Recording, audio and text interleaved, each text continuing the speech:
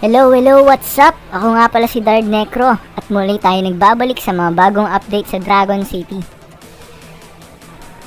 Sa ngayon, nasa top 1 pa rin naman tayo. Kung maalala nyo, nung last na video ko, nung huling video, top 1 pa rin naman tayo. Pero dito sa Heroic Race, mukhang maging mas maganda yung takbo ng laro natin. Kasi nga, tayo nauuna tapos ang layo pa nung sumunod na laptop pa lang. So, ayun, may bago ring event, yung Broken Island Fog event. So, lalaroin natin ito mamaya para makuha kung anong magandang mga prizes para dito. At ayun, no, kaya nga pala tayo nagbabalik. Ito na yung magandang balita dahil pwede na nating empower yung mga staple natin, yan. Yung Sea, yung Terra, at yung Flame. So, yung Nature Dragon, hindi pa natin siya fully empowered. Kasi nga, masyado pang malayo. 1,254 pa lang yung orbs natin sa kanya.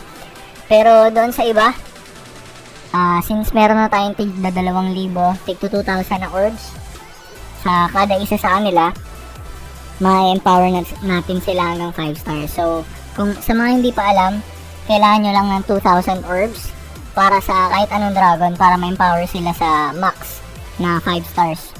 So, ayun, simulan na natin sa Terra. Isi-skip ko na lang din pala if ever na, na mag-empower na tayo para makita nyo na yung max results.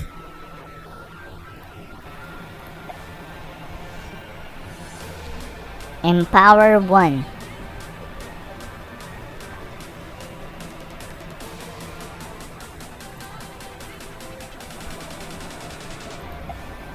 Empower 2.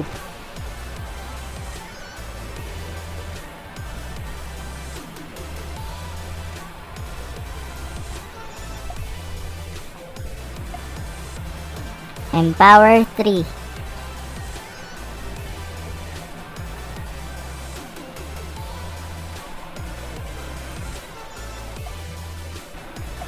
Empower 4.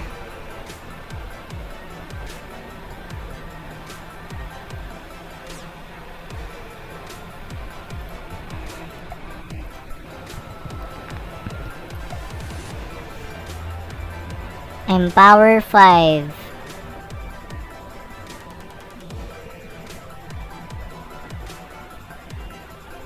So ayun, na-max na natin nga pala yung Terra Dragon natin na naka-empower na 5 stars na, no? So sunod na natin yung Flame. Skip ko na lang ulit para sa mga empowers.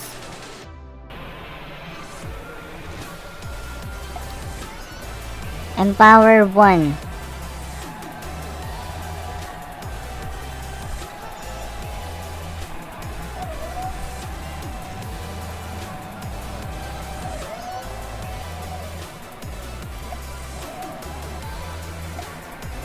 Empower 2.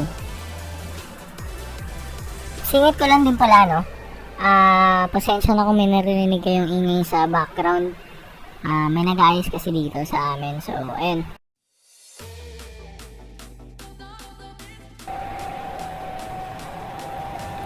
Empower 3.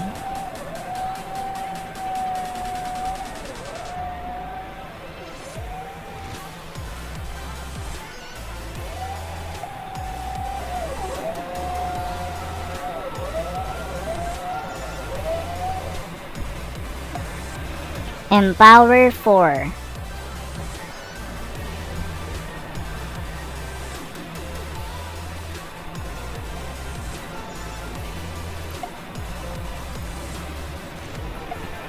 Empower 5.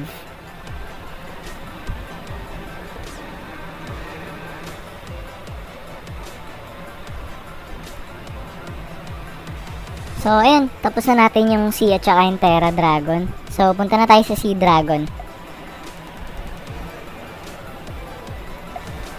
Empower 1.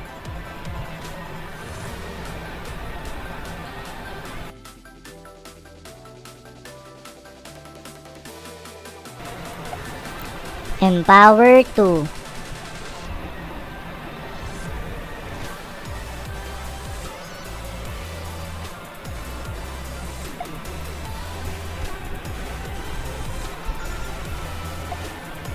Empower 3.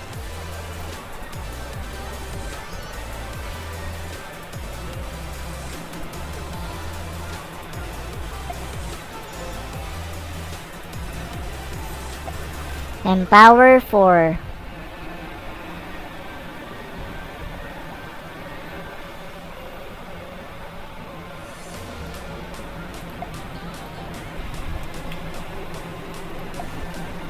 Empower 5.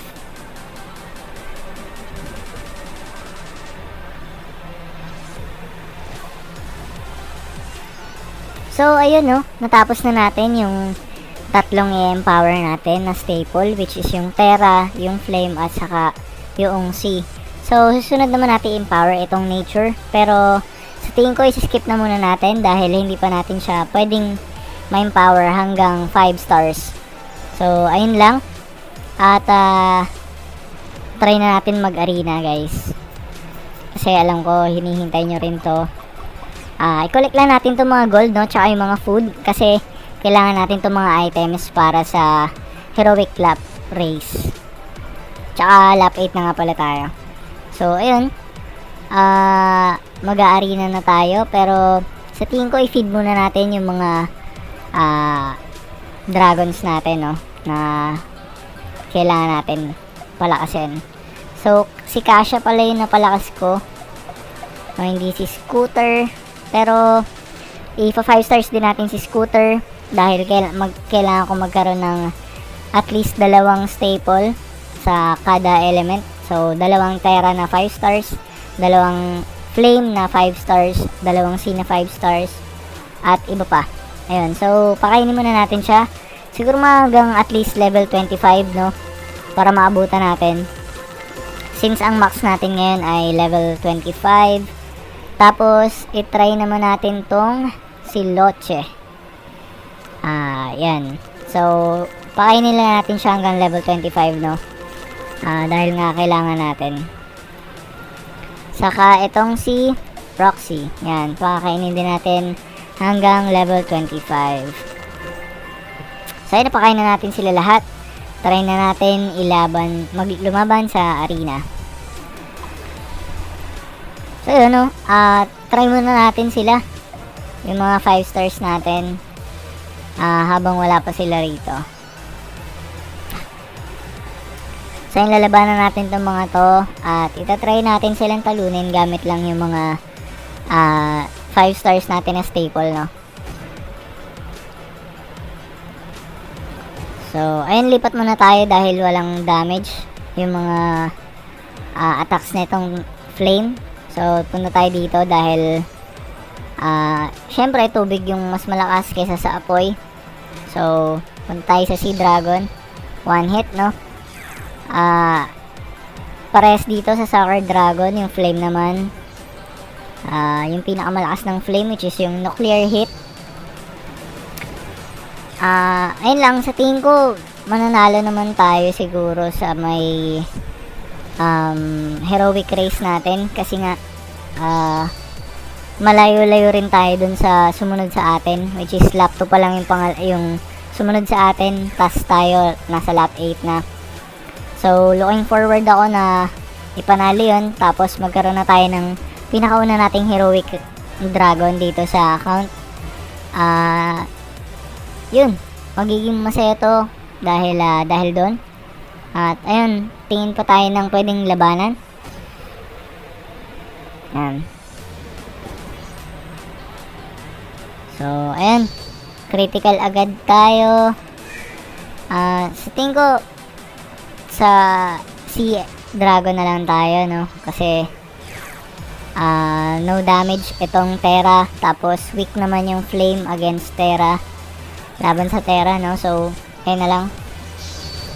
Ayun, strong. Na-critical yung Sea natin. Hindi naman siya masama, no? Pero, ayun. So, siguro last battle natin, gamitin na natin yung mga main dragons natin, no? So, yung Power Dragon, mas malakas pa pala yung Flame na empowered na 5 stars kaysa dun sa Power Dragon natin, no? So, itatry pa rin natin sila gamitin. ayun, ang ma-advise ko lang pagdating sa heroic race, syempre, kailangan maging active pa rin kayo na naintindihan ko naman yung school and work, 'di ba? Para importante 'yon. Pero kung meron naman kayong spare time, no, sobrang doable pa rin naman manalo sa heroic race kahit na nag-work ka or nasa school ka, gumagawa ka ng maraming requirements. Sobrang doable pa rin naman. So, itatry pa rin natin ipanalo itong heroic race natin, no. So, sa tingin ko laban pa tayo hanggang makuha lang natin tong warrior's chest. Ayun lang naman. Tapos din sa Fog Island pala, meron din naman mga guides online, no, para makita nyo yung mapa doon sa Broken Island, Fog Island. Pwede nyo i-search yung DITLEP tsaka DITList website para makita nyo kung anong mga kailangan at anong gusto nyo makuha doon sa Fog Island, no? So, ayun lang. Malakas actually itong team ng kalaban natin dahil puro legends, tas isang epic kasi pure flame to, so epic yan. Ayun, so legend na ulit yung lalabanan natin. So, mas malakas yung Terra. Dito tayo, tapos may additional damage pa, no? So, may Phoenix perk siya. Phoenix perk nga pala, pag nagkaroon ka nyan, once na namatay yung dragon mo, mabubuhay, mare-revive ulit. At magkakaroon ng konting buhay pabalik. Pero kung na-upgrade mo na to, no, na-max mo siya, mas malaki yung buhay na makukuha ng dragon pag na-revive. So, ayun lang naman. So, maganda rin tong Phoenix perk. Gusto ko na rin makakuha. Pero, sa ngayon, syempre early game pa lang tayo. Kaya, pagsisikapan pa muna natin ulit. So, labanan natin to. Siguro last na to. Kasi, makukuha naman na natin yung chest. Yan. So, critical agad. Tapos, ito sa tingin ko, sige, gamitin na rin natin yung legend natin since one hit lang din naman to. Ayan, so para tumaas na rin yung rank ng legend natin, no, si Splashy. Ayan, so kung meron nga pala kayong gustong ipangalan or pwedeng maipangalan dun sa legend natin na si Splashy, yung Fin Dragon, comment kayo para mapalitan na natin yung pangalan niya, no, kasi syempre, memorable to dahil siya yung pinakauna nating Legend Dragon na nakuha. So, and hindi ko naman inaasahan na ma-empower ko agad itong Fin Dragon dahil random legend to na nakuha sa egg chest. So, mahirap din siyang kuhaan ng orbs. Pero, itatry natin siyang i-rank up, no? Ipa-rank up para makuha natin yun. So, meron na pala tayong damage at saka health perk. Pero sa tingin ko, gusto ko tong ilagay doon sa heroic, if ever man, na makukuha natin siya, no? So, ayun yung gusto ko sana makuha. So, ayun lang naman. Siguro, dito na magtatapos yung video. Kung nag-enjoy kayo, please like, share, and subscribe for more. At sa ngayon, yun lang muna.